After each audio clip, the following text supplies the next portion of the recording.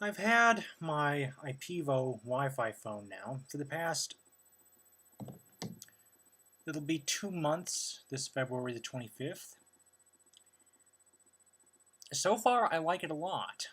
It's usable when it does wish to work, and that I'm going to get to in a moment. I already knew of the shortfalls.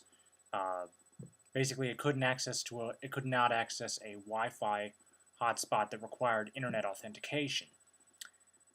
However, and this is the interesting part. In the education building at my college,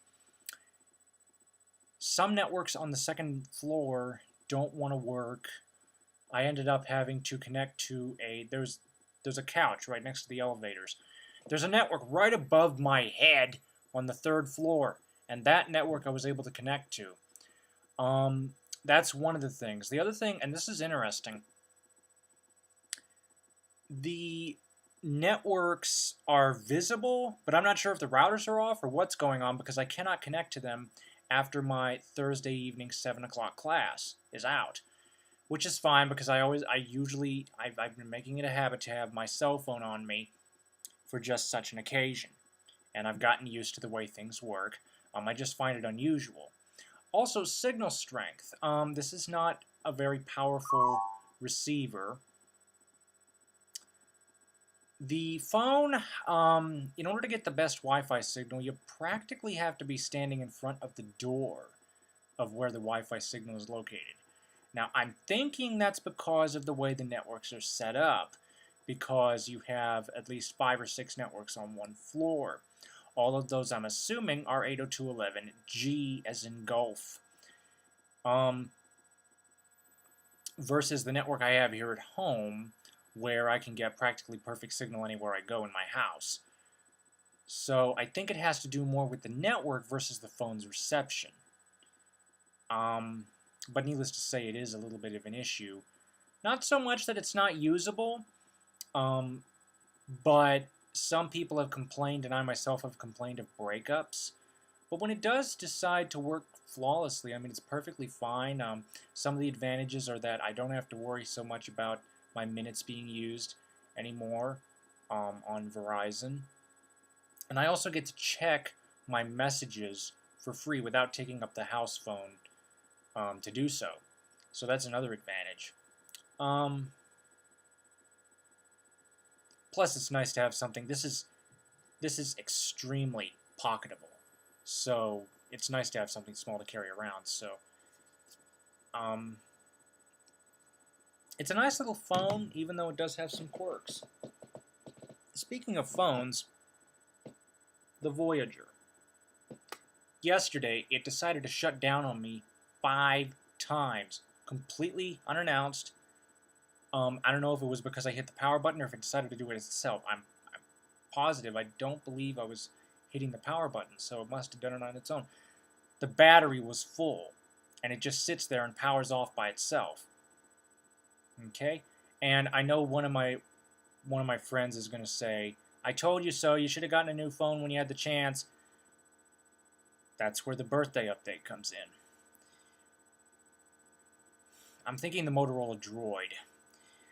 At first, I wasn't too sure about a smartphone because of the data plans. After having had the Wi-Fi phone for 2 months, again, I think it's a perfect little phone. It's just that it had a few quirks. I mean, I recognize that it could not work with a web-based hotspot, but I didn't realize that it would have so many conflicts with the networks at my college. And these are not web-authenticated networks, and these are open networks. They are not secure. They do not require authentication. Yet for some reason, the phone just doesn't want to connect to them. Mostly the ones on the second floor. Don't ask how that's happening. I seriously have no idea. Also, the networks are such that, again, I have to be practically right in front of the door for them to work. In terms of flawlessly, I can still get a respectable signal if I'm not directly in front of the door, but you know, it's weird. So the Droid. I think I may be using the data plans more than I expected, which is why, you know, originally, like I said, I wasn't sure about the data plan. I think maybe this time, you know, after having been with the Wi-Fi phone for 2 months, I'm thinking I would use the data plan more. There is a Skype application on Android, but I'm not giving this up at all. And as far as being my primary Skype mobile solution, I'm not giving it up yet, because Skype for Android does not support voice calls. Isn't that crazy? At least last time I checked. This was back in November. I have yet to check again. But as I understand it, Skype for Android, at least for now, does not support voice calls. It'll do texting just fine, but it won't do voice. So basically, I'm thinking possibly the Droid for my birthday. I definitely need to get this replaced. I'm not sure what's going on. I think the Voyager is telling me that it's on its last legs. And as for this, again, neat little solution, usable, just not all the time. And I mean, some of you are going to say, "Well, duh, it's a Wi-Fi phone." Again, you know, go back in the video to what I was saying earlier about the various Wi-Fi network oddities. But so the Motorola DROID, I'm thinking about it. I also was thinking about the Palm Pre Plus.